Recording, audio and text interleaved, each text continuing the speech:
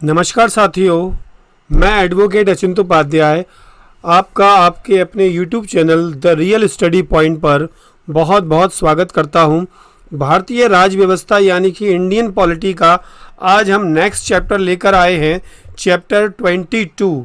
और इस चैप्टर में मैं आपको आज बताऊंगा भारत के महान्यायवादी और उप प्रधानमंत्री, अगर हम इंग्लिश में कहें तो attorney general of India and deputy prime minister of India. तो यहाँ पर मैंने इससे पहले आपको 21 चैप्टर करवा दिए हैं, आप उनको जाके क्रमबद्ध तरीके से देख सकते हैं। अगर आप बीच में कोई चीज़ पढ़ेंगे तो हो सकता है आपको पूरी तरह से समझ में ना आए। सही पढ़ाई का सही तरीका सही व्यक्ति के लिए यही होता है कि आप उसे क्रम से पढ़ें, तो उस चीज़ को आप पूर्णता को प्राप्त हो जाते हैं और एग्ज़ाम आपके लिए बहुत बच्चों वाली चीज़ हो जाती है। यहाँ पर आपको कोई बीच में से चटपटी चीज़ें या एक इंटरेस्टिंग चीज़ें ना करा के सारी एक डिटेल में चीज़ें और इन शॉर्ट करा के पूरा का पूरा मटेरियल दिया जाएगा, जिससे आप एग्ज़ाम में पूर्ण रूप से सफलता को प्राप्त कर सकें। तो चलिए इसी मुहिम के साथ और इसी जोश के साथ स्टार्ट करते हैं। भारत के महान्यायवादी के बारे में थोड़ा सा मैं बताना चाहूँगा। अपने कर्तव्य के निर्वहन के दौरान उन्हें देश के किसी भी न्यायालय में उपस्थित होने का अधिकार है। महान्यायवादी को संसद की कार्रवाई में भाग लेने का अधिकार तो है, हालांकि उसे मत देने का अधिकार नहीं होता है। मतलब वो कार्रवाई में भाग ले सकता है, वोट नहीं डाल सकता है। महान्यायवादी कामकाज में सहायता के लिए सॉलिसिटर जनरल और अतिरिक्त सॉलिसिटर जनरल होता है। और अपने लिए इसमें सॉलिसिटर जनरल ये देख सकते हैं आप यहाँ पर। और ये इस समय वर्तमान में जो हैं वेणुगोपाल हैं, कोट्यन कंटकोट वेणुगोपाल इनका पूरा नाम है। तो यहाँ पर देख सकते हैं कि इनका कार्यकाल किस किस तरह से हुआ है। अब मैं बताऊंगा आपको इनके क्रम को, लेकिन मैंने सारे के सारे क्रम इसमें नहीं रखे हैं। जो अति महत्वपूर्ण हैं और एग्ज़ाम के लिए इम्पॉर्टेंट है वही रखे हैं। दोस्तों, सारी चीज़ों को पढ़ने के लिए आपके पास बहुत मोटी मोटी किताबें बची हुई हैं, उनको आप देख सकते हो, जो कि आपके लिए इतना टाइम वेस्ट हो जाता है कि उस समय हमें ये लगता है कि क्या छोड़ें और क्या पढ़ें। तो यहाँ पर इन शॉर्ट आपको दिया जा रहा है जो आपके लिए अति महत्वपूर्ण है। सबसे पहले मैं बताना चाहूँगा, जो पहले व्यक्ति होते हैं किसी भी डिपार्टमेंट में, कहीं भी इतिहास में कोई भी चीज़, पहली चीज़ को ज़रूर देखें आप। तो यहाँ पर MC सीतलवाड़ सबसे पहले जो महान्यायवादी थे, अटॉर्नी जनरल। 28 जनवरी 1950 से 1 मार्च 1963 तक इनका कार्यकाल है। और नेक्स्ट इसमें इसको बता दूं, सीतलवाड़ के बारे में, सबसे लंबे कार्यकाल तक रहने वाले ये भारत के महान्यायवादी रहे हैं। नेक्स्ट आता है CK दफ्तरी, 2 मार्च 1963 से 30 अक्टूबर 1968 तक रहे। और नेक्स्ट है गुलाम इसाजी वाहनवती, 8 जून 2009 से 11 जून 2014 तक। मैंने केवल यही वाले बताए और बीच के मैंने नहीं बताए। जो इम्पॉर्टेंट है उन्हीं पर फोकस कर रहे हैं। मुकुल रोहतगी, 19 जून 2014 से 29 जून 2017 तक इनका कार्यकाल रहा। और KK वेणुगोपाल, जो जुलाई 2017 से प्रेजेंट में अभी भी हैं आपके अटॉर्नी जनरल ऑफ इंडिया। तो इनके जो इमेजेस हैं आप देख सकते हैं, दफ्तरी का, वाहनवती का, मुकुल रोहतगी का।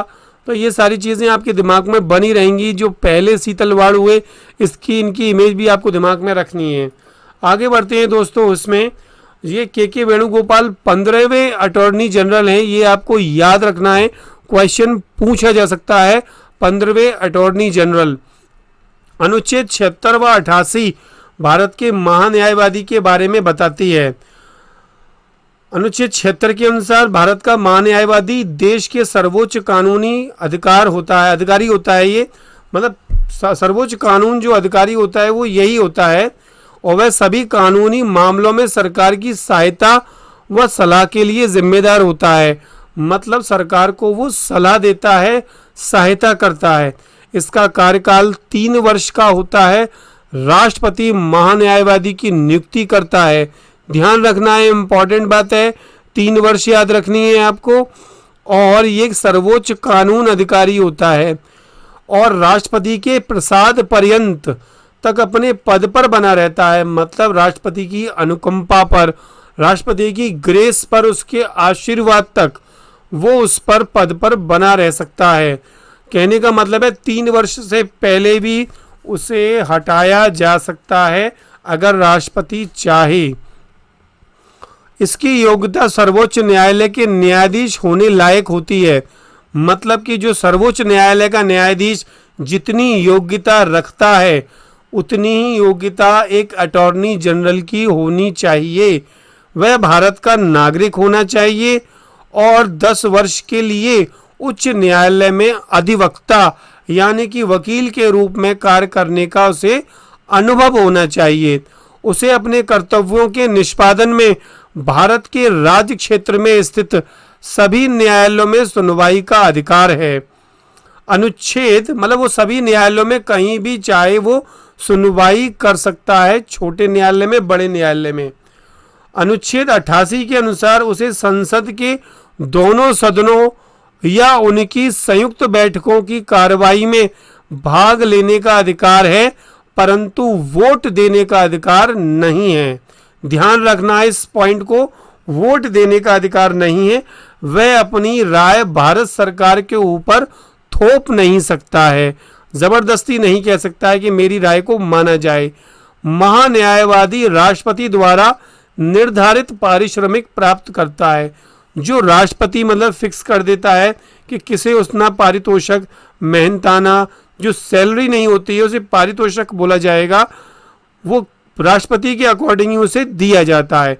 तो मैंने यहाँ पर महान्यायवादी के बारे में बताया। अब आते हैं जरा सा बताते हैं आपको थोड़ा सा उप प्रधानमंत्री, डेप्टी प्राइम मिनिस्टर। भारतीय संविधान में उप प्रधानमंत्री की कोई व्यवस्था नहीं है, ध्यान रखें, कोई भी व्यवस्था उप प्रधानमंत्री की नहीं है। भारत के प्रशासनिक सुधार आयोग 1966 से 70 ने सरकार की मशीनरी तथा इसकी कार्य प्रक्रिया से संबंधित रिपोर्ट में उप प्रधानमंत्री पद की स्थापना की सिफारिश की थी, ताकि सरकार तंत्र प्रभावशाली रूप से कार्य कर सके। तो इस सरकार के कार्य को प्रभावशाली बनाने के लिए, और अधिक मजबूती देने के लिए उप प्रधानमंत्री का प्रशासनिक सुधार आयोग द्वारा इसकी स्थापना की गई। उप प्रधानमंत्री पद का सृजन अब तक 7 बार किया जा चुका है। सबसे पहले जो उप प्रधानमंत्री हुए थे वो वल्लभ भाई पटेल थे, और जवाहरलाल नेहरू उस समय प्रधानमंत्री थे और ये उप प्रधानमंत्री बने। और अभी जो लाल कृष्ण आडवाणी उप प्रधानमंत्री के रूप में है इस समय कार्यरत, लेकिन वर्तमान में वो एक तरह से निष्क्रिय हैं। तो आपने ये देखा, मैंने आपको अटॉर्नी जनरल और प्रधानमंत्री के बारे में जानकारी दी। तो आपको दोस्तों ये वीडियो अगर अच्छी लगी है तो आप इसे ज़रूर कमेंट करें और मुझे बताएं कि आपको ये वीडियो कैसी लगी है। अगर आप कोई सलाह देना चाहते हैं तो उस सलाह का बहुत बहुत स्वागत है। और अगर आपको लगता है कि आप इसे शेयर करें तो आप इसे शेयर करें, जिससे आपके दोस्तों को लाभ मिल सके। लाइक करें। अगर इतना सा आप काम करते हैं तो हमें इससे बहुत ताकत मिलती है, ऊर्जा मिलती है। तो मिलते हैं दोस्तों इसी जोश और इसी उमंग के साथ नेक्स्ट वीडियो में। तब तक के लिए जय हिंद, जय भारत।